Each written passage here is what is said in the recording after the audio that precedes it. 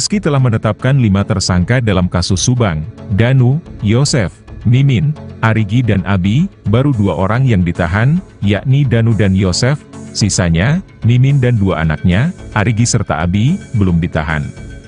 Ketiganya jadi tersangka berkat pengakuan Danu. Dalam keterangannya, Danu menyebut bahwa pada malam kejadian, 21 Agustus 2023, selain melihat Yosef, Danu juga melihat Mimin, Arigi dan Abi. Yosef sendiri sudah ditahan setelah Danu mengaku. Pengakuan itu dicocokkan dengan alat bukti berkesesuaian, salah satunya bukti kain dengan bercak darah. Namun, bagaimana dengan Mimin, Arigi dan Abi? Meski sudah ada pengakuan dari Danu soal keberadaan mereka pada malam kejadian, bisa jadi karena belum dilengkapi alat bukti. Alat bukti tersebut untuk mendukung pengakuan Danu bahwa ketiga tersangka yang belum ditahan itu memang ada di lokasi kejadian. Karenanya, Dirkrimum Polda Jabar, Kombes Surawan, menyebut, untuk menahan Mimin, Arigi dan Abi, polisi perlu melakukan pendalaman sekaligus ada pertimbangan subjektif lainnya. Meski belum ditahan, Mimin bersama Arigi dan Abi masih wajib lapor ke Polda Jabar.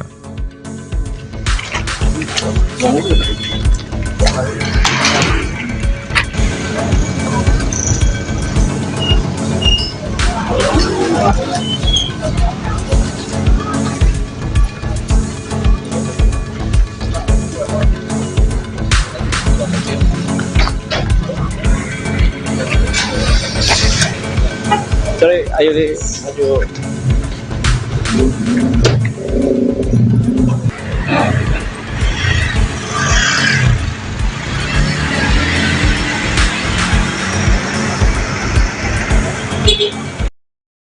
Yoris Raja Amanullah, anak korban kasus Subang, tak setuju Danu yang kini jadi tersangka jadi justice kolaborator. Seperti diketahui, Danu mengungkap fakta bahwa Yosef bersama istri mudanya, Mimin dan 2 anaknya, Arigi dan Abi, terlibat dalam perampasan nyawa Tuti dan Amalia pada 21 Agustus 2021, selama 2 tahun bungkam.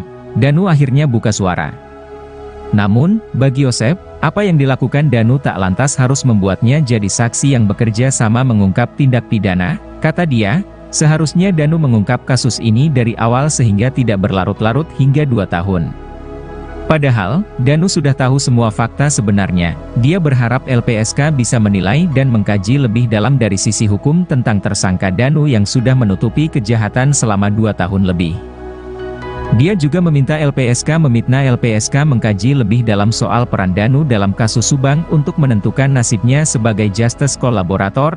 Sementara itu, tim LPSK mendatangi keluarga korban yakni dengan mengunjungi rumah Yoris Raja Amanullah dan Lilis Sulastri kakak almarhumah Tuti Suhartini, untuk melakukan asesmen. Kamis, 26 Oktober 2023, dalam kunjungannya ke rumah keluarga korban, LPSK terlihat berbincang dengan keluarga korban. Mereka menanyakan perihal perjalanan kasus Subang hingga keadaan keluarga korban saat ini. Sayangnya, mereka tak memberikan penjelasan terkait kedatangan mereka. Sementara itu, Lilis Sulastri kakak kandung Tuti Suhartini yang juga bibi dari Danu, mendukung LPSK untuk melindungi Danu dan keluarga korban hingga kasus ini terungkap tuntas. Maka dari itu, dia berharap LPSK bisa memberikan perlindungan kepada Danu dan keluarga korban.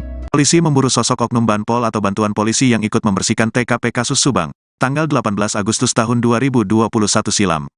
Sosok Banpol ini dulu sempat viral karena disebut Muhammad Ramdhanu untuk membersihkan dan menguras bak mandi tempat membersihkan jenazah Tuti Suhartini dan Amalia Mustika Ratu. Ramdhanu atau Danu ini merupakan satu dari 5 tersangka kasus Subang. Informasi mengenai sosok Banpol ini sebenarnya sudah diungkap sejak awal oleh Danu. Pada tanggal 19 Agustus tahun 2021, Danu sedang berjaga di depan rumah korban perampasan nyawa Tuti Suhartini dan Amalia Mustika Ratu. Danu yang merupakan keponakan Tuti itu diminta anak sulung Tuti, Yoris, untuk mengawasi rumah. Dikutip dari YouTube Heri Susanto, Selasa, tanggal 9 November tahun 2021, Danu melihat seorang pria yang berdiri di depan rumah. Ia kemudian menghampiri pria tersebut karena sudah diwanti-wanti Yoris untuk berjaga. Awalnya Danu mengira orang tersebut berasal dari kepolisian. Rupanya pria tersebut adalah bantuan polisi atau Banpol dengan inisial U. Sebelum memasuki rumah TKP kasus Subang, Danu sempat memfoto Banpol U. Foto tersebut kemudian ia kirimkan kepada Yoris. Danu foto dan kirim ke Yoris, katanya. Danu mengaku diajak menerobos garis polisi kemudian menuju kamar mandi. Di kamar mandi itu, Danu diminta membersihkan bak. Danu menjelaskan kata-kata yang diucapkan Banpol UU sehingga ia menuruti ajakannya. "Nu, tolong kerukin air," begitu ucapan Danu yang meniru perkataan Banpol UU. Kemudian Danu mengikuti arahan Banpol UU untuk menguras air bak.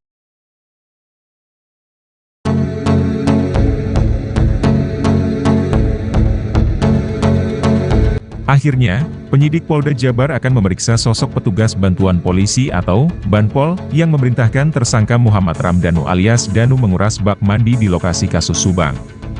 Sosok Banpol ini sudah mencuat beberapa hari sejak kasus yang menewaskan Tuti Suhartini dan Amalia Mustika Ratu terjadi pada 18 Agustus 2021. Sosok Banpol ini diungkap Danu kepada Yoris Raja Amanullah, anak sulung korban Tuti Suhartini. Bahkan saat itu Danu membagikan foto sang Banpol kepada Yoris sebelum akhirnya Yoris mengungkapkan itu ke media. Danu mengaku sehari setelah pembunuhan atau tanggal 19 Agustus 2023, dia diminta Banpol masuk ke TKP untuk membersihkan bak mandi dan mobil Alphard. Seperti diketahui, bak mandi ini digunakan pelaku untuk memandikan jasad Tuti dan Amel, sedangkan mobil Alphard dipakai untuk menumpuk jasad korban. Namun, keterangan Danu saat itu disangsikan banyak pihak, terutama kubu Yosef Hidayat, suami dan ayah korban Tuti dan Amel yang akhirnya ditetapkan sebagai tersangka utama kasus Subang.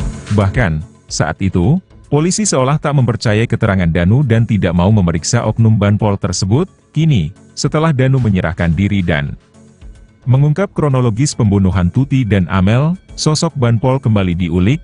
Polisi yang awalnya tak percaya, kini mengagendakan akan memanggil sosok Banpol tersebut. "Iya, nanti kami akan melakukan pemeriksaan terhadap orang-orang yang membersihkan TKP pada saat kejadian," kata Direktur Reserse Kriminal Umum Polda Jabar, Kombes Pol Surawan di Mapolda Jabar, Jumat, 27 Oktober 2023, dikatakan, mereka yang ikut membersihkan TKP ada Banpol dan tersangka M. Ramdhanu alias Danu. Banpol, termasuk Danu, ikut menguras kamar mandinya, ucapnya. Surawan juga sempat menanyakan perihal jumlah anggota Banpol yang ikut membersihkan TKP. Kemarin sempat kita tanya juga berapa anggota, terus berapa orang yang dulu pernah ikut olah TKP, memang sudah menerangkan bahwa di TKP sempat dibersihkan di belakang, sempat dikuras.